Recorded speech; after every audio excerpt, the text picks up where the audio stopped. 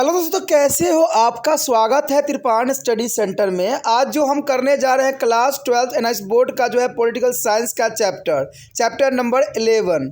इसमें जो आज हम करेंगे पार्लियामेंट ऑफ इंडिया। देखिए, पार्लियामेंट ऑफ इंडिया जो है कई क्लास के बच्चों के लिए इंपॉर्टेंट है, चाहे वो 9th हो, 10th 11th 12th, CBSE UP Bihar board, किसी भी क्लास के बच्चे हो या किसी भी बोर्ड के बच्चे हो, सभी में अगर उनके पास पार्लियामेंट ऑफ इंडिया है तो ये चैप्टर अत्यंत महत्वपूर्ण उनके लिए होने वाला है, क्योंकि आपको पता है कि ये हिंदी इंग्लिश मीडियम दोनों ही माध्यम में आपको आपके ही लैंग्वेज में समझाया जाता है। साथ में आपके समक्ष जो है डिस्प्ले भी हिंदी इंग्लिश दोनों में होता है, तो आपके लिए नोट डाउन करना भी बहुत ही आसान होता है।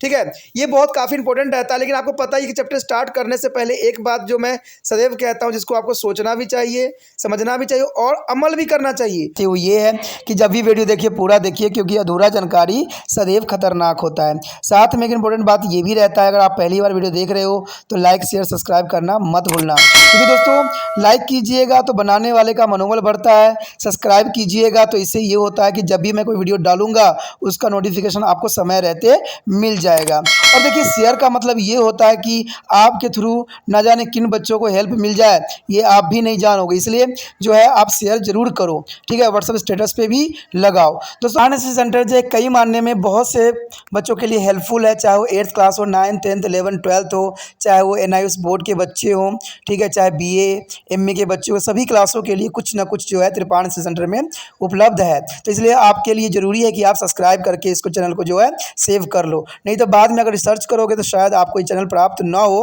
तो इसलिए सोचना नहीं, विचार नहीं करना है, सब्सक्राइब करके जो है अपने पास सेव करना है। दोस्तों, ये तो बात था आपके लिए, लेकिन अब देखते हैं हमारा आज टॉपिक क्या है। Today I have doing the most important chapter of Parliament of India. There is a first point here, a composition of the Parliament. There is a most important topic today, a composition of the Parliament. The Parliament has a two house, Rajya Sabha and the Lok Sabha. The Rajya Sabha is the upper house and represents the state of India. Well, the Lok Sabha is a lower house. It is also is called the popular house because it is represent the people of India. The president is the integral a part of parliament, though he is not a member of the other house. As an integral part of the parliament, the president has been to the assigned and contain a power and function, which you have read the last lesson. In this lesson, you will be study about the two houses or detail. Our first topic here, Rajya Sabha is a membership and elections. There is a Rajya Sabha, or the upper house of parliament, is a permanent body as it is not be a dissolve. There is the upper house of parliament and the membership of Rajya Sabha cannot exceed a 250. Out of this, there is a president nominate of 12 members on the basis of their excellence of literature, science, arts and social service, and the rest of elected. At the present, it is a total is a membership is a 245. Friend, there is a most important here. The members of Rajya Sabha cannot be exceed of 250. But there is a 12 of nominated by the president, and there is a literature, science and art and social service they are elected, and the total membership is at 245. The Rajya Sabha is not a body representing state Indian Union. The elected of member of the state legislature assembly elect the member of Rajya Sabha on the basis of the is a proportional of representation through their single transferable vote of system. But all the state do not send an equal number of members to the Rajya Sabha. There is a representation is decided on the basis of the population of the respected state. Thus, the bigger state get a bigger representation and the smaller one has a lesser representation. Well, there are big state like UP has been to the assigned 31 seat. The smaller state like Sikkim and Tripura send only one member each. Delhi Assembly have elected the 3 members of the Rajya Sabha and Pondicherry send on the member other union territory as a not represented in the Rajya Sabha. The next here is the qualification of the Rajya Sabha member. There is the most important here. He and she should be a citizen of India and at least 30 years of age. And she should make on the author is a affirmations of starting that he will be bear true faith and allegiance of Constitution of the India. And third is the qualification here. Thus, according to the Representation of Peoples Act 1951, he and she should be registered as the voter in a state from which is seeking election to the Rajya Sabha. But in 2003, two provision has been to made regarding to the election to the Rajya Sabha. First year, any Indian citizen can be contest the Rajya Sabha election irrespective of the state in which they reside. And second is a provision here, election are to be conducted through the open voting system. There is a most important qualification of a Rajya Sabha member. The next year, tenure. Every member of Rajya Sabha enjoy as a safe tenure of the 6 year on third of its member. The tires after every 2 years, they are entitled to the contest again for the membership, but a member selected against a mid-term vacancy serve the remaining period of only. This system of election ensure the continuity in the working of Rajya Sabha. The next year, official of Rajya Sabha. The Vice President of India is a ex-officer of Chairman of Rajya Sabha. There is a most important. The Vice President is a head of the Chairman of the Rajya Sabha, and she is a presides over to the meeting of Rajya Sabha. In his absence, the Deputy Chairman, and who is elected by their member from the amongst us himself, as a presides over to the meeting of House. The Deputy Chairman can be removed by a majority of all then member of Rajya Sabha, but the Chairman means Vice President can only the remove from the office by the resolutions passes by the a majority of all the member of Rajya Sabha and agree to by the Lok Sabha. There is a mode official of Rajya Sabha here. As the Vice President is on the ex-officio is a chairman and not be member of Rajya Sabha. She is normally not entitled to the vote, and she can vote it only is a case of tie. But what you mean to tie? The tie means a situation in which there are equal voted cast is a favor against to a bill or resolutions. In such a situation, the presiding officer may be exercises as the casting vote in the favor against the break the ties. यहाँ पर जो हमारा topic आया है कि भारत की संसद, देखिए भारत की संसद जो है कई मानों में कई क्लास के बच्चों के लिए अत्यंत महत्वपूर्ण है। चाहे कोई भी क्लास में पढ़ते हो बच्चे, अगर उनमें जो है भारत की संसद है तो ये टॉपिक जो है उनके लिए काफ़ी इंपॉर्टेंट रहेगा, जिसमें आज हम जो पहला पॉइंट करने जा रहे हैं संसद की संरचना। देखिए सबसे पहले तो आपको ये जानना जरूरी है कि संसद कैसे संरचना है और कैसे जो है इसकी संरचना बनाई गई है। तो सबसे पहले तो आपको ये बात जानना है कि संसद के जो है 2 सदन होते हैं, राज्यसभा और लोकसभा। ठीक है, तो ये संसद के 2 सदन होते हैं जिसके बारे में आपको यहाँ पर जो है विस्तार पूर्वक हम चर्चा करेंगे राज्यसभा तथा लोकसभा के विषय में। कहते हैं राज्यसभा ऊपरी सदन है और भारत के जो है विभिन्न राज्य की जो है प्रतिनिधित्व करता है, जबकि लोकसभा निम्न सदन है।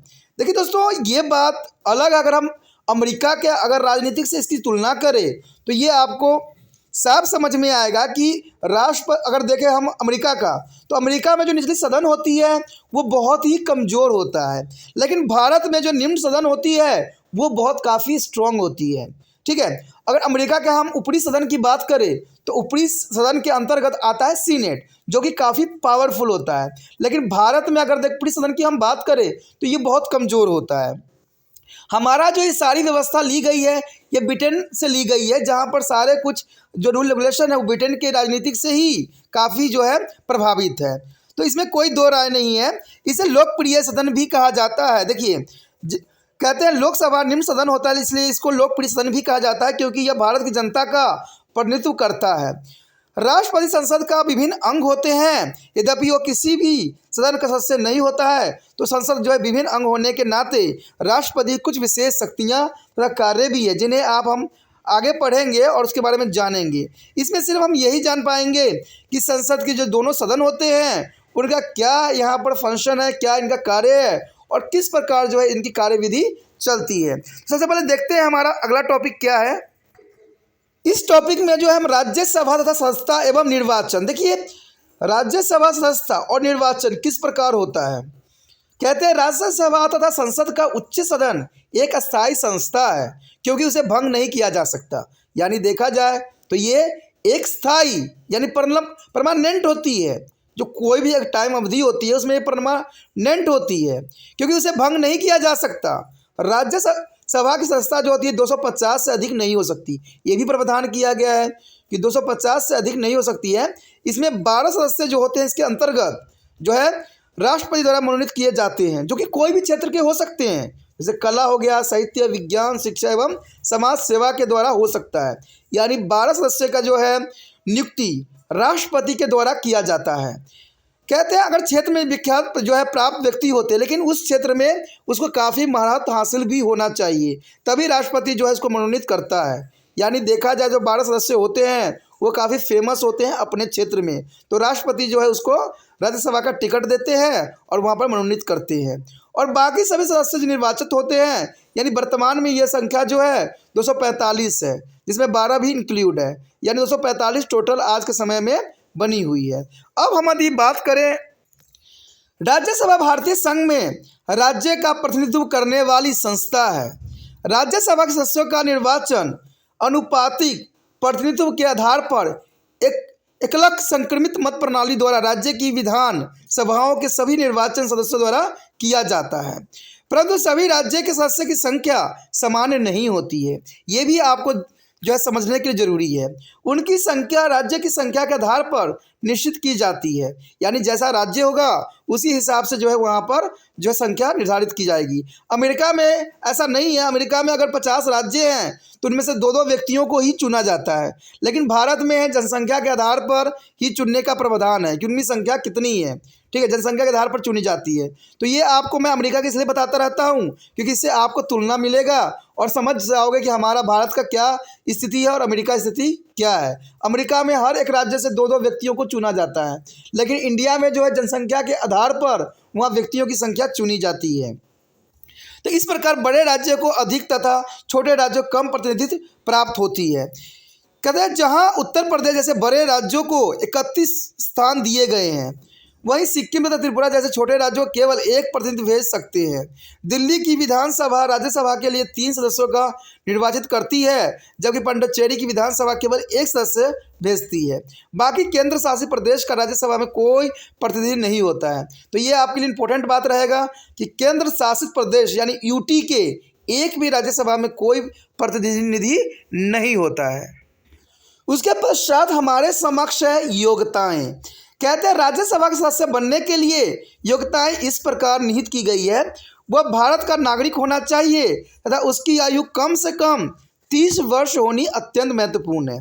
तो भारत का नागरिक तो होना सुनिश्चित होता है। हर एक देश में यही होता है राज्य कि जो भी व्यक्ति हो उस देश का नागरिक हो, उसे शपथ या प्रतिज्ञान लेना होता है कि वह भारत के संविधान के प्रति निष्ठा तथा विश्वास बनाए रखेगा, यानी भारत के प्रति सदैव योगदान करेगा, गलत कुछ भी नहीं करेगा। इसका जो है उसको जो है प्रतिज्ञान लेना होता है, यानी शपथ ग्रहण होती है इसमें। इस प्रकार जनप्रतिनिधि अधिनियम 1951 के अनुसार इसका पंजीकरण उस राज्य की मतदाता सूची में भी होनी चाहिए जहां से वो निर्वाचित लड़ रहा है। ये बनाई गई थी रूल रेगुलेशन कि जिस राज्य में वो रहता है उसी राज्य का जो है वोटिंग मतदान में होना चाहिए, ये जरूरी होता है। परंतु 2003 में राज्यसभा के लिए निर्वाचन में 2 प्रावधान जोड़ दिए गए, लेकिन 2003 में इस बात को खंडित किया गया, बदल दिया गया। कोई भी भारतीय नागरिक चाहे वो किसी भी राज्य का रहने वाला हो क्यों ना हो, राज्यसभा के लिए चुनाव लड़ सकता है। यानी पहले ये प्रावधान था कि उसी राज्य में आप जो है इलेक्शन लड़ सकते हो, लेकिन 2003 में इसको संशोधित करके बदल दिया गया कि आप कोई भी राज्य में रहो लेकिन भारत का नागरिक होना जरूरी है। आप इसके अंतर्गत किसी भी राज्य में जो है अपना इलेक्शन जो है लड़ सकते हो, यानी आप किसी भी में राज्यसभा के लिए निर्वाचन के लिए जो है इलेक्शन आप लड़ सकते हो, ठीक है। ये बहुत काफ़ी इंपॉर्टेंट पहला पॉइंट था। कहते हैं उसके बाद चुनाव खुली मतदान व्यवस्था द्वारा संपन्न कराए जाते हैं, यानी चुनाव जो होगी जनता के द्वारा करवाई जाएगी, खुली मतदान होगी, तो ये काफ़ी उसकी इम्पोर्टेंट में आ जाता है। उसके पश्चात आता है हमारे समक्ष कार्य अवधि। कहते हैं राज्यसभा के सभी सदस्यों की अवधि 6 वर्ष के लिए सुरक्षित होती है। इसके 1/3 सदस्य प्रत्येक 2 वर्ष के पश्चात सेवानिवृत्त हो जाते हैं। वे यही चाहते हैं तो पुनः चुनाव भी लड़ सकते हैं, परंतु यदि कोई सदस्य मध्य अवधि चुनाव में निर्वाचित होता है तो वह केवल शेष बची अवधि के लिए ही राज्यसभा का सदस्य होगा। इस प्रकार निर्वाचन प्रक्रिया राज्यसभा की निरंतर सुनिश्चित बनाना रखता है। तो इसका मतलब आप समझ गए होंगे इसमें कि जो 6 वर्ष के लिए चुने जाते हैं, लेकिन 1/3 सदस्य हर 2 साल में जो है सेवानिवृत्त हो जाते हैं। अगर आपको जो है राज्यसभा का सदस्य बने रहना है तो आपको कहीं ना कहीं से चुनाव लड़ना होता है और वहाँ से चुनाव से निर्वाचित भी होना जरूरी होता है, तब जाके जो है आप राज्यसभा में कंटिन्यू बने रह सकते हो। तो ये काफ़ी साधारण लैंग्वेज में था। आगे देखते हैं हमारा क्या है। उसके पश्चात है राज्यसभा के पदाधिकारी। देखिए राज्यसभा के पदाधिकारी का क्या अर्थ है। कहते हैं भारत का उपराष्ट्रपति जो है राज्यसभा का पदेन है, यानी पदाधिकारी है, यानी अपने पद के कारण सभापति होता है। मैंने आपको पहले ही बता दिया था कि राज्यसभा के जो स्पीकर होता है उपराष्ट्रपति होता है। उपराष्ट्रपति का कोई कार्य नहीं होता है, कार्य तब उपराष्ट्रपति का शुरू होता है जब राष्ट्रपति अब्सेंट हो, लेकिन तब तक वो क्या कार्य करता है, वो राज्यसभा के स्पीकर के रूप में कार्यरत होता है। वो राज्यसभा की बैठकों की अध्यक्षता भी करता है और उसकी अनुपस्थिति में उपसभापति जिसका निर्वाचन सदस्य अपने में से ही करते हैं बैठक की अध्यक्षता करता है। अगर मान लीजिए उपराष्ट्रपति अनुपस्थित है तो उपसभापति को जो है निर्वाचन सदस्य में से ही करते चुनते हैं, उन्हीं को ये बैठक में अध्यक्षता करना पड़ता है। कहते हैं अगर ये बात देखा जाए तो उपसभापति को जो है राज्यसभा के सदस्यों द्वारा बहुमत से अविश्वास मत द्वारा भी पदस्थ किया जा सकता है, यानी उसको हटाने का यही है कि महाभियोग ला के जो है हटाया जा सकता है। और महाभियोग लाने के लिए 2/3 की बहुमत होना अत्यंत महत्वपूर्ण है। परंतु सभापति उपराष्ट्रपति को हटाने के लिए राज्यसभा में उस समय सदस्यों द्वारा बहुमत से प्रस्ताव पारित करके तथा लोकसभा की सहमति से भी हटाया जा सकता है।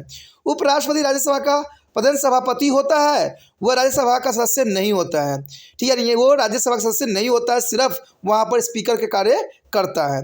वो प्रायः मत देने का भी अधिकारी नहीं होता है, केवल गतिरोध को स्थिति में मतदान कर सकता है, यानी जब किसी का बहुमत न बन रहा हो तब जाके जो है उपराष्ट्रपति का यहाँ पर कार्य शुरू होता है। अब यहाँ पर एक बात करें हम, गतिरोध की वर्ड आया है, तो आखिर गतिरोध वर्ड का अर्थ क्या है। गतिरोध वह स्थिति है जब किसी विधायक अथवा प्रस्ताव के पक्ष या विपक्ष में सामान्य मत पड़ जाते हैं, यानी जब जो है टाइल हो जाता है तो उसके हिसाब से जो है इसमें हम देखते हो जब मैच टाई होता है तो क्या करते हैं हम क्या करते हैं, कोई ना कोई रूल रेगुलेशन बनाते हैं, तो उसी वजह से जो है किसी एक टीम को घोषित कर देते हैं। ऐसा ही गतिरोध यहाँ पर हो जाता है, जब टाई हो जाता है तो उसमें जो है हमारे जो है उपराष्ट्रपति उसका हस्तक्षेप यहाँ पर आ जाता है। ऐसी स्थिति में पीठासीन अधिकारी सभापति पक्ष या विपक्ष में अपना निर्णय मत देकर गतिरोध को समाप्त कर देता है, यानी जिसको भी वो सेलेक्ट करेगा वही जो होगा वहाँ का प्रतिनिधित्व बन जाता है। तो ये काफ़ी हमारा इम्पोर्टेंट टॉपिक था जिसको समझना आपके लिए ज़रूरी था। ठीक है, अगला टॉपिक जो होगा हम अगले जो है वीडियो में करेंगे, जो कि काफ़ी इंपॉर्टेंट रहेगा। तो आप इसी तरह त्रिपाण एसएससी सेंटर को लाइक शेयर सब्सक्राइब जरूर कीजिए और जितना हो सके जो है इसको शेयर भी करना जरूरी है। और साथ में अगर पहली बार वीडियो देख रहे थे तो सब्सक्राइब करके चैनल को सेव करने का भी उद्देश्य आप में निहित होना चाहिए। अगर आप सब्सक्राइब करके सेव नहीं करोगे तो वीडियो का नोटिफिकेशन भी प्राप्त नहीं होगा, और प्लस अगर आपको वीडियो अच्छी लग रही होती है तो आप अगर वहाँ पर रिसर्च भी करोगे त्रिपाण एसएससी सेंटर तो त्रिपुरा कर देगा। टॉपिक रिसर्च करोगे तो वहाँ पर जो है दूसरे व्यक्तियों द्वारा बनाया गया टॉपिक ही आपको नजर आएगा, त्रिपाण एसएससी सेंटर का नज़र नहीं आएगा, क्योंकि कहते हैं जो फेमस है वही आगे आता है।